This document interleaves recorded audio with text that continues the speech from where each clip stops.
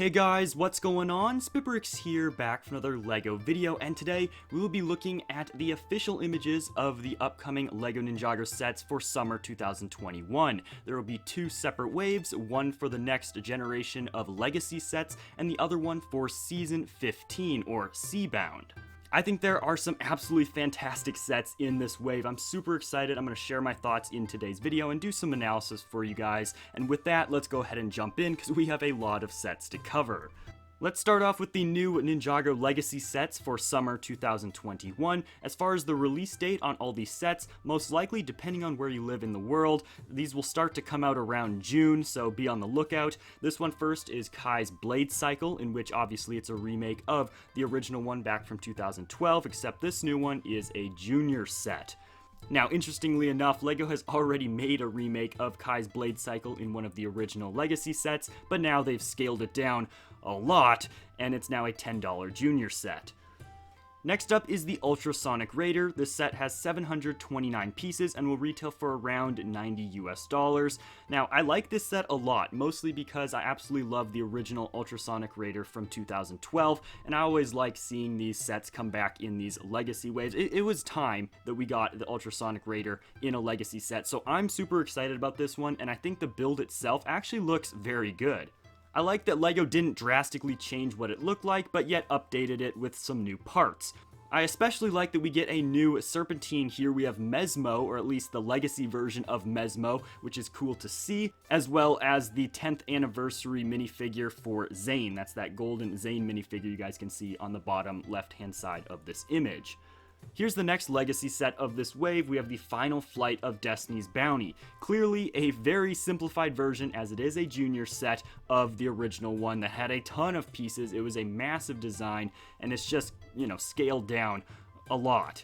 Now, as far as my opinion on this set, yes, it's very simplified, but it is a junior set, and in terms of other Ninjago junior sets that we've gotten, I think that this $40 set is pretty solid.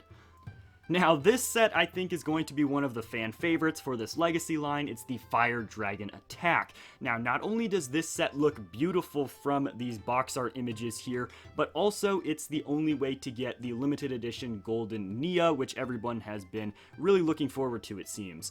The dragon itself also is a nice update to the original Fire Dragon back from 2011.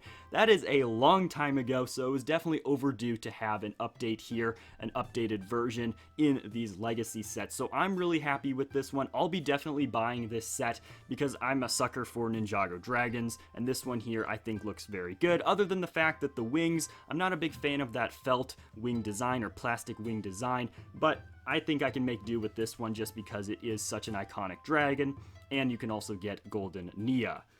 So those are the Legacy sets for this wave. I think that overall that is a very strong batch. Once again, Legacy has been just a phenomenal theme that LEGO has introduced for Ninjago, and I really enjoy those sets. But now we have LEGO Ninjago Season 15. Seabound. I think the Legacy sets are strong for this wave, but also these Seabound sets are very good as well.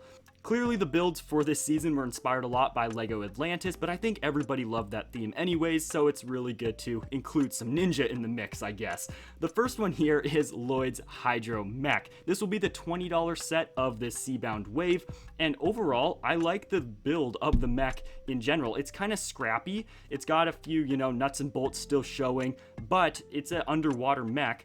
And for what it's worth, it's only a 200-piece mech. That's not a lot of pieces to work with, so I think it came out pretty decently. The colors also are kind of cool, and I really like the cockpit. The next set is the Ninja Sub Speeder. This is a $40 set and has 356 pieces. Now at first, I'll be honest, whenever there were leaks that came out of these sets, I didn't like this one at all. I thought it was really corny looking. It was just another, vehicle we had, and then all of a sudden it could turn into a sub. I don't know, I didn't like it, but looking at these official images, I think the build itself of the vehicle is very clean. I think it's unique enough compared to some other vehicles we've gotten in Ninjago from time to time. We all know LEGO loves their vehicles for Ninjago, but here I don't think this is a bad build at all, and I like the colors. They work very well together. As far as minifigures, we get Cole and Jay, as well as two members of the Merlopians, which are basically the underwater sea tribe for Season 15. And we also get one of the wave amulets in this set. Now this next set here, the Water Dragon, man, this is a great build. I love this dragon. This is probably my favorite set of all of these summer 2021 sets. Once again, I love LEGO dragons, and this one definitely does not disappoint in my book.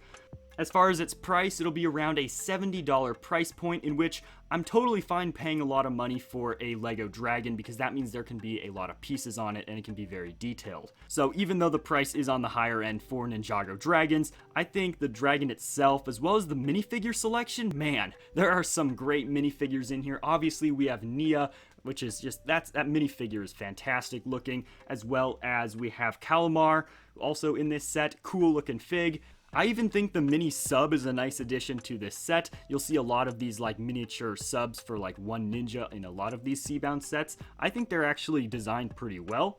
And overall, I don't think this set could be improved really in any way. I think that this build is fantastic, and I'm very excited to buy it whenever these sets are released. This next Season 15 set here is really the one that everyone's been pointing fingers at LEGO and just saying that this is basically LEGO Atlantis, and to that, I agree, but I'm not complaining because I loved Atlantis and I love LEGO Ninjago, and so, you know, put the two together and all of a sudden we have Underwater Ninja in Atlantis pretty much. Well, it's not Atlantis, it's the Temple of the Endless Sea, but you get what I'm talking about here. Now, I love the minifigures in this set. We get a ton of them. It's a $100 set, or at least that's what it's going to be retailing for. It also has over 1,000 pieces, so it's not that bad for how much money you're paying for it. In particular, though, we get some awesome minifigures, including Prince Benthelmar, along with 6 others, and one of those is even Calamar once again, so another way of obtaining that minifigure in this wave, which is cool. Now, the only complaint I have about this set is that there are a lot of structures, and they're all just separate. And I would have preferred LEGO to take these couple, structures that are all separated and instead use all those pieces to build one larger structure. That's just my opinion whenever I like building, temples instead of having all these little structures around it. But it's underwater. It's, you'd have the sea ground in between these few different structures. You'd swim between them. So it makes a lot of sense in relativity to the scene in which this would be set in. Now, so far I've seen a lot of praise for this next set here, the Hydra Bounty. This is the largest set of this wave for summer 2021. It has 1,159 pieces and will retail for $140. And I like this set as well. It's not my favorite out of the wave because I'd much rather buy a dragon or a temple as opposed to a underwater Hydra Bounty, but that's just my personal opinion. This set reminds me a lot of the Ocean HQ from Ultra Agents. I don't know why, that's just immediately what I thought of whenever I saw this set. It's basically that, but in white, or at least that's immediately what I thought of. Obviously, it's Ninjago and it's not Ultra Agents, but I don't know. That's just what I thought of immediately. I like all the minifigures, though, we get in this set. We get a whole bunch of ninja in their scuba gear, which is cool, and I really like the chariot. It's not a big build in this set, but it's a very clever one, and I like how that was designed a lot. There's also just some interesting parts being used on these sets if you take a close look at them, as well as some interesting details like this one on the back of the Hydra Bounty here has like a colorful fin in the back, which I thought was kind of weird. It doesn't really fit with the rest of the colors on the boat itself, but I mean, I guess it's not really much to complain about. But I do really like the use of the translucent light blue pieces, especially on the main, kind of middle of the ship there. Of course, I'd love to hear your guys' thoughts on these sets down below. Comment your favorite one, or comment maybe your least favorite one. Let me know down below. Also, leave a like if you guys are excited for this upcoming wave, and check out more videos on screen right now. I'm SpitBrix, have a great day, and I'll see you guys in the next video, coming very soon.